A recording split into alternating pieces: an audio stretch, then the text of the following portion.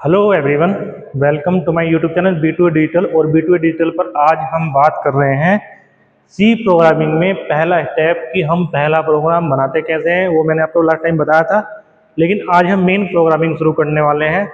तो प्रोग्रामिंग में हम सबसे पहले एक प्रोग्राम बनाएंगे। उसको कितने तरीके से बना सकते हैं, कौन सा स्टेटमेंट, कौन सा इंस्ट्रक्शन हमने क्यों लिया है, तो वो ये आज हम देखते हैं। तो हम सबसे पहले आज एक प्रोग्राम बना रहे हैं, program to add two integers, किन्हीं दो नंबरों को जोड़ने के लिए हम एक प्रोग्राम बनाने जा रहे हैं। ठीक है, तो आज हम बात करते हैं। देखिए, मैंने आपको लास्ट टाइम बताया था कि वेरिएबल कुछ ऐसी चीजें होती हैं, वेरिएबल जहां पर हम डेटा को स्टोर करते हैं, जहां पर हम वेरिएबल डेटा को जिसकी वैल्यू बार बार चेंज होती रहती है उसको हम स्टोर करते हैं। तो मैंने प्रोग्राम में सबसे पहले बताया था कि हम सबसे पहले बेसिकली जो उसका फॉर्मूला बताया था, स्ट्रक्चर बताया था, वो था कि सबसे पहले हम उसकी हेडर फाइल लिखेंगे हैज इंक्लूड studio.h और हैश इंक्लूड conio.h। देखिए, हम प्रोग्राम शुरू कर रहे हैं, लेकिन जिसको ये नहीं पता वो पहली वीडियो देख रहा है प्रोग्रामिंग की, तो मेरी उनसे रिक्वेस्ट है कि पहले इस वीडियो को ना देखें। सबसे पहले हम बेसिक देखें कि प्रोग्रामिंग से पहले हम करते क्या क्या है, किन किन चीज़ों की जरूरत पड़ती है। तो सबसे पहले चैनल पर 2-3 वीडियोज है, छोटे छोटे, शायद 7-8-10 मिनट की है, तो उनको आप देख सकते हैं। फिर इसके बाद आइए, तब इसको करने में मजा आएगा। तो ये हेडर फाइल हो गई आपकी। फिर हम लगाते हैं मेन फंक्शन void मेन, इस तरह से, और यहां से हमारा मेन प्रोग्राम शुरू होता है। मैंने बताया था कि ये एक फॉर्मूला है प्रोग्राम बनाने का। किसी भी प्रोग्राम में हम ये चीजें तो लिखेंगे ही लिखेंगे। मैंने बताया था कि यहाँ बीच में हमारा स्टेटमेंट, प्रोग्राम, जो भी हम इंस्ट्रक्शंस या जो भी हम फॉर्मूलाज या जो भी कैलकुलेशन या जो भी जिस भी चीज का प्रोग्राम बनाना चाहते हैं, वो प्रोग्राम हमारा यहाँ आता है। और नीचे आता है हमारा गेट ch, बाद में ध्यान रखना ये सेमीकोलन रहता है, और ये ब्रैकेट क्लोज। तो हमारा बेसिकली जो मेन प्रोग्राम, अगर क्वेश्चन पूछा भी जाता है कि from where the main program start, तो हम एक बात करते हैं कि यहाँ तक तो हमारी ये दोनों हेडर फाइल हो गई, और ये हमारा मेन फंक्शन हो गया, और यहाँ इस ब्रैकेट के अंदर ही हमारा मेन प्रोग्राम रहता है। तो किसी भी प्रोग्राम को बनाते समय, जब सी का प्रोग्राम बनाएंगे, तो ये चीजें तो उसमें होंगी ही होंगी। उसके बाद जो मेन जो कंपोनेंट रहता है या मेन फंक्शन रहता है, वो हमारा इसके अंदर रहता है, मेन प्रोग्राम यहाँ रहता है। ठीक है, तो बात करते हैं, अब देखते हैं 2 नंबर ऐड करने में। तो बेसिकली समझ लीजिए, 2 नंबर होंगे। जब 2 नंबर होंगे, इनको कहीं स्टोर भी किया जाएगा। सपोज एक नंबर हमारा कोई ए है और एक बी है, 2 नंबर है, इनके पास हम कोई भी वैल्यू डाल देंगे। और दूसरा, हम जब इन दोनों नंबर को ऐड करेंगे, तो ऐड करने के बाद एक नया तीसरा नंबर आएगा, उसको हम कह दे रहे हैं सी। सपोज कोई एक नंबर 5 है, एक नंबर 6 है, लेकिन जब इन दोनों को ऐड करेंगे, एक नंबर आएगा 11, तो 5 ए की जगह स्टोर हो जाएगा, 6 बी की जगह और 11 सी की जगह। तो इस तरह से जितने भी हमें कैलकुलेशन करनी है, जितने भी नंबर इंसर्ट करने हैं, एंटर करने हैं, उतने ही हम वेरिएबल लेते हुए चलेंगे। ठीक है, लेकिन बिना वेरिएबल के भी काम चल सकता है, वो कैसे, वो हम देखेंगे नेक्स्ट। लेकिन अब हम बात करते हैं, जब हम बात कर रहे हैं 2 नंबर है इंटीजर, इंटीजर मतलब पूर्णांक नंबर है, कोई दशमलव वाला नहीं है। तो उसके लिए हमने कहा था सबसे पहले जो भी वेरिएबल होगा उसको हम डिक्लेयर करते हैं प्रोग्राम के अंदर। और ये किस तरीके के, इंटीजर टाइप के। इंटीजर टाइप के वेरिएबल जब हम डिक्लेयर करते हैं, तो उसको कहते हैं हम इंट। तो इंट ए भी इंटीजर टाइप है, बी भी इंटीजर टाइप है, और सी भी इंटीजर टाइप है। इस तरह से हम डिक्लेयर करते हैं। इस लाइन को हम ऐसे ना लिखें अगर, तो ऐसे भी लिख सकते हैं, इंट ए इंट बी सेमीकोलन इंट सी सेमीकोलन।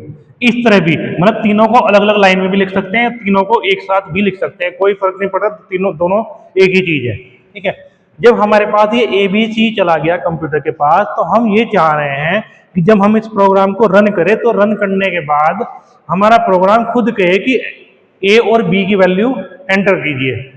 इसको हम इंग्लिश में लिखते हैं कि enter the value of A and B. ठीक है, तो जब वो लिखा हुआ आएगा स्क्रीन पे प्रिंट होगा तो उसके लिए हमने बताया था कि दो फंक्शन यूज होते हैं, एक तो प्रिंट एफ यूज होता है स्क्रीन पे प्रिंट करने के लिए, और स्कैन एफ होता है हमारा कीबोर्ड से डेटा को लेने के लिए। तो हम क्या करते हैं, प्रिंट करते हैं प्रिंट एफ, ये इस तरह से फंक्शन था प्रिंट एफ। और यहाँ हम क्या कर रहे हैं, तो ये आपको ध्यान रखना है, या तो आप इसको ऐसे लिख सकते हैं या ऐसे लिख सकते हैं। ठीक है,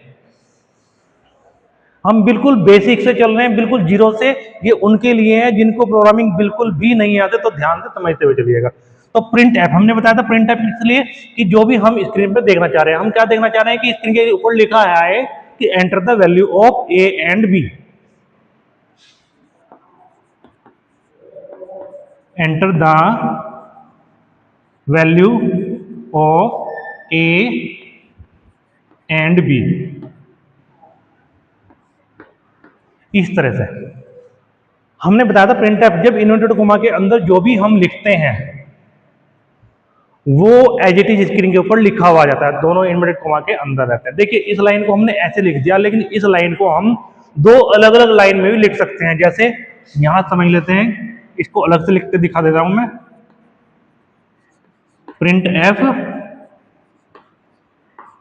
enter the value of A, हम इसको ऐसे भी लिख सकते हैं। और फिर दूसरी लाइन के लिए print F enter the value of B, ऐसे। तो देखिए जब हमारे स्क्रीन के ऊपर ये लिखा आएगा enter the value of A and B, इसका मतलब हमें ए और बी की वैल्यू एंटर करनी है।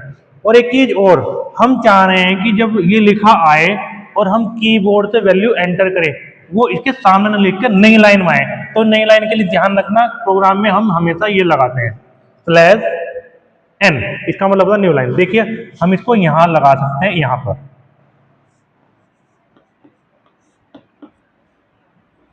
इस तरह से। ठीक है, और अगर नहीं भी लगाएंगे वो आउटपुट क्या आएगा वो मैं आपको अभी बताता हूं। ठीक है, तो ये लिखा आएगा, हम क्या करेंगे कीबोर्ड से वैल्यू एंटर करेंगे। और मैंने बताया था जब भी कीबोर्ड से कोई भी वैल्यू एंटर करेंगे तो उसके लिए हम कीबोर्ड का यूज करेंगे। और कीबोर्ड का जब कोई बटन दबाएंगे इसका मतलब कीबोर्ड से इनपुट दे रहे हैं, और कीबोर्ड के डेटा को स्कैन करने के लिए हम फंक्शन यूज करते हैं स्कैन एफ, ऐसे। तो देखिए जब हम ए और बी की वैल्यू एंटर कर रहे हैं, ध्यान से समझिए, ये प्रोग्राम की सबसे मेन लाइन है, दोनों की दोनों। अगर ये समझ में आ गई पूरा प्रोग्रामिंग समझ में आ जाएगी। तो देखिए जब हम ए और बी की वैल्यू एंटर कर रहे हैं, ए का मतलब इस ए की और इस बी के, देखिए दोनों इंटीजर हैं। जब इंटीजर वैल्यू स्टोर करनी रहती है, हमने बताया था जब हमने डेटा टाइप की टाइप बताई थी तो उसमें बताया था कि जब भी हम कोई इंटीजर वैल्यू इंसर्ट करेंगे, एंटर करेंगे, तो उसके लिए परसेंटाइल डी यूज करते हैं। किसके लिए? इंटीजर के लिए। ठीक है, तो यहां पर परसेंटाइल डी किसके लिए लिया हमने? ए के लिए। ध्यान से दीजिएगा, देखिएगा, डी परसेंटाइल डी ले लिया ए के लिए और परसेंटाइल डी बी के लिए, दोनों के लिए हमने परसेंटाइल डी और परसेंटाइल डी ले लिया। देखिए दोनों का सेम है, ये ए के लिए हो गया, ये बी के। अगर C D E F G कुछ भी होता तो percentile D percentile D percentile D percentile D हम लगाते चले जाते हैं। ठीक है, कोई कोमा नहीं, कोई इसमें कुछ नहीं। देखिए अब हमने इनवर्टेड कोमा बंद कर दिया और यहाँ पे ये कोमा लगा दिया। कोमा के बाद अब हमें ये देखना है कि इस डी की जगह कौन सी वैल्यू एंटर होगी, किसकी वैल्यू होगी, और इस डी की जगह किसकी वैल्यू होगी। इस पहली डी की जगह ए की और दूसरी की जगह इस बी की वैल्यू। तो ध्यान दीजिए हमें ये देना भी पड़ेगा, एड्रेस देना पड़ेगा। एड्रेस किसका? ए और बी का। ठीक है, एड्रेस देना पड़ेगा। एड्रेस के लिए मैंने बताया था एड्रेस ऑपरेटर ये यूज करते हैं। तो एड्रेस ऑपरेटर ए, ये ध्यान दीजिएगा पहली परसेंटाइल डी के लिए है, और कोमा एड्रेस ऑपरेटर बी ये दूसरी परसेंटाइल इसके डी के लिए है। यहाँ पर इससे क्लियर हो जाएगा कि यहाँ पर हम ए की वैल्यू एंटर करेंगे और यहाँ पर बी की वैल्यू एंटर करने वाले हैं। ठीक है, और यहाँ से ये ब्रैकेट बंद हो गया, सेमीकोलन लग गया। ठीक है, ये बिल्कुल दो मेन लाइन है। इसको बार बार आप वीडियो को बैक करके इसको बार बार समझिएगा, और कहीं कोई प्रॉब्लम हो आप कमेंट में जरूर लिखिएगा। ठीक है, तो ये दोनों चीज हो गई है। अब यहाँ पे इसका मतलब ये है कि स्क्रीन के ऊपर ये लिखाया आया कि enter the value of A and B, और फिर हमने ए और बी की वैल्यू दोनों की एंटर कर दी है। एंटर करने के बाद जब ए और बी की वैल्यू उसके पास चली गई, तो उसके जाने के बाद हमें करना क्या है, जो प्रोग्राम है हमारा हमारे इंस्ट्रक्शंस पर ही काम करता है, जैसे हम उसको कहेंगे ऐसे ही काम करेगा। तो हम ये कहेंगे कि उसके पास ए और बी चला गया, तो हम ये कहेंगे कि C equal to A plus B. इसका मतलब ये है कि आप ए और बी की वैल्यू दोनों को ऐड कीजिए और कहाँ स्टोर कर दीजिए, C के अंदर, ठीक है। और ध्यान दीजिए, जो प्रोग्रामिंग में जितनी भी कैलकुलेशंस होती हैं वो हमेशा राइट टू लेफ्ट होती है, हमेशा इस साइड से इस साइड होती है, ठीक है। ये चीज आपको ध्यान रखनी है। अब यहाँ पर a प्लस बी की वैल्यू हम कुछ भी देंगे वो एंटर हो जाएगी और C में स्टोर हो जाएगी। अब जब C में स्टोर हो गई, रिजल्ट आ गया, लेकिन वो रिजल्ट हमें दिखना भी चाहिए, और दिखने के लिए स्क्रीन पर हम क्या लगाते हैं, प्रिंटफ। दो फंक्शन यूज करते हैं, एक प्रिंटफ देखने के लिए और स्कैनफ हम स्टोर करने के लिए। तो प्रिंटफ लगाएंगे, प्रिंट एफ, प्रिंटफ। तो हम चाह रहे हैं कि या तो खाली ऐसा लिखा जाए कि C इक्वल टू आंसर जो भी आएगा, या हम चाह रहे हैं कि sum of A and B is this.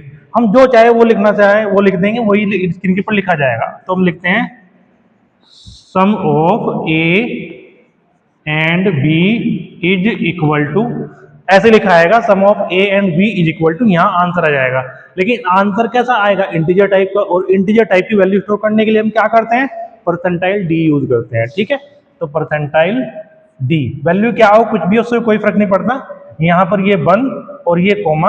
अब जैसे यहाँ पे डी पे कौन स्टोर होगा, या हम इसको ऐसा ना करके हम सीधा खाली ऐसे भी लिख सकते हैं, comma semicolon, sorry inverted comma, percentile D और कोमा, और यहाँ पर कौन स्टोर होगा, सी। ध्यान दीजिएगा, जब हमें बताना ही पड़ेगा सी स्टोर हो रहा है यहाँ पर। अगर सी ऐसे स्टोर हो रहा है तो हमें यहाँ ध्यान से देखिएगा, एड्रेस ऑपरेटर लगाने की जरूरत नहीं है। क्यों नहीं है, वो इसलिए क्योंकि जब हम कोई वैल्यू स्टोर करते हैं हम खुद करते हैं कीबोर्ड से, तो हमें उसको एड्रेस देना पड़ेगा। लेकिन जब उसको कंप्यूटर खुद स्टोर कर रहा है तो उसको एड्रेस देने की जरूरत नहीं, वो ऑटोमेटिकली उस एड्रेस अपने मन चाहे एड्रेस पर उसको स्टोर कर सकता है। तो इसलिए हम यहाँ पर ये एड्रेस ऑपरेटर लगाने की जरूरत नहीं है बिल्कुल भी, आप इसको ध्यान दीजिएगा। तो ये हमारा बंद हो गया और यहाँ से ये सेमीकोलन, सेमीकोलन लगाने के बाद अब ये हुआ, अब सम आ गया है, और उसके बाद गेट सीएच। गेट सीएच हमने बताया था किसी भी आउटपुट को स्क्रीन के ऊपर रोकने के लिए हम क्या यूज करते हैं, गेट सीएच। तो ये हमारा प्रोग्राम है, इस प्रोग्राम, ये हमारा बेसिक प्रोग्राम है। जब इसका आउटपुट आएगा, आउटपुट कैसा आएगा देख लीजिए। आउटपुट इसका ऐसे आएगा, पहले ये लिखाएगा enter the value of, enter the value of A and B, ऐसा लिखा आएगा। और ए और बी की जो वैल्यू आएगी आप एंटर करेंगे, सपोज ए की वैल्यू 5 कर दी और बी की वैल्यू 6 कर दी, ऐसे ऐसे स्टोर करेंगे आप, ठीक है। तो 5 ऐसे आएगा और 6 ऐसा आएगा। तो फिर लिखा आएगा परसेंटाइल डी, केवल 5 और 6 11, इस तरह से इसका आंसर आने वाला है। अब इसी प्रोग्राम को दूसरे तरीके से कैसे बनाएंगे जो और अच्छा लगे, बढ़िया लगे, वो देखते हैं हम इसी वीडियो में थोड़ा सा आगे। अब देखते हैं हम इसी प्रोग्राम को कैसे लिख सकते हैं। इसको थोड़ा सा मैं यहाँ से यहाँ पर लिख देता हूँ, परसेंटाइल डी एंड सी, इस तरह से हमारा प्रोग्राम था। अब इसी प्रोग्राम को दूसरे तरीके से कैसे बना सकते हैं, बिल्कुल बेसिक्स बिल्कुल समझिएगा।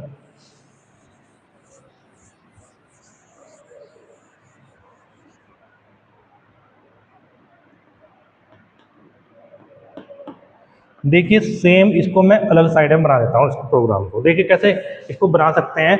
सेम मैंने कहा है ये सब चीजें बिल्कुल सेम रहेगी, ए बी सी। हम बात करते हैं, देखिए हेडर फाइल पहली एज इट इज रहेगी, हेडर फाइल दूसरी एज इट इज रहेगी, include stdio.h, include fonio.h and void main। अब देखिए इस लाइन को कैसे लिख सकते हैं, और देखिए इस लाइन को यहां पर हम लिख सकते हैं ऐसे कि इंट ए इंट बी इंट सी, तीनों को अलग अलग लाइन में भी हम डिफाइन कर सकते हैं, कोई प्रॉब्लम नहीं है। और यहाँ पर तीनों को एक लाइन में भी कर सकते हैं। अब देखिए यहाँ पर ए और बी की वैल्यू हमने एक साथ कंटिन्यूसली डाल दी है, इनको हम अलग अलग भी एंटर कर सकते हैं। कैसे? प्रिंट एफ, मैंने बताया था प्रिंट एफ वही जो स्क्रीन पर हम देखना चाह रहे हैं। स्क्रीन पर तो क्या देखना चाह रहे हैं कि एंटर द वैल्यू ऑफ ए, ऐसे ये ए की वैल्यू और लास्ट में हमने सेमीकोलन लगाया। सेमीकोलन हमने बताया, सेमीकोलन का मतलब होता है टर्मिनेटर। टर्मिनेटर जो उस लाइन को, उस इंस्ट्रक्शन को, उस स्टेटमेंट को वहीं पर खत्म कर देता है, एंड कर देता है। ये लिखा आएगा हमारे स्क्रीन पर कि एंटर द वैल्यू ऑफ ए। अब जब ये लिखा आएगा तो आपको क्या करना पड़ेगा? जब ये लिखा आएगा तो आप कीबोर्ड से उसकी वैल्यू एंटर करेंगे। तो कीबोर्ड से एंटर करने के लिए देखिए मैंने न्यू लाइन का कंसेप्ट बताया था लास्ट टाइम अभी, ऐसे तो इसको हम यहाँ लगा सकते हैं कि जब कीबोर्ड से कोई वैल्यू आप एंटर करेंगे तो नई लाइन में जाएगी। देखिए बताऊंगा कैसे। तो यहाँ आप स्लैश एन लगा सकते हैं, सेमीकोलन ऐसे। तो जब यहाँ ऐसा लिखा आएगा तो आप कीबोर्ड से वैल्यू एंटर करेंगे। जब कीबोर्ड से वैल्यू एंटर करेंगे तो उसको रीड करने के लिए हम यूज करते हैं कौन सा function? Scan F, scan F. देखिए इसके लिए जब ए की वैल्यू एंटर कर रहे हैं, इंटीजर है तो परसेंटाइल डी, मैंने अभी बताया था आपको, ठीक है। तो परसेंटाइल डी एंटर करेंगे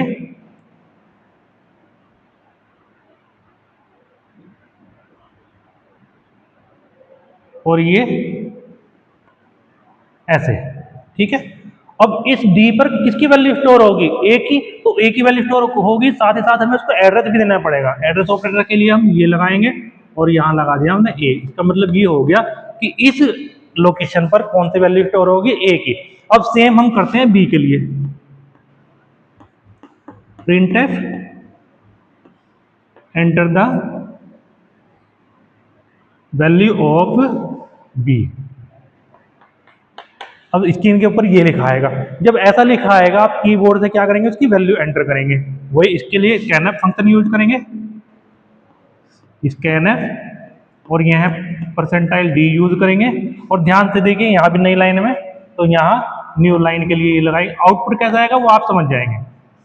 तो परसेंटाइल डी, और यहाँ पर कौन स्टोर होगा? इसकी जगह पर बी, तो एड्रेस ऑपरेटर एंड बी। इस तरह से हम इसको लगाने वाले हैं, ठीक है।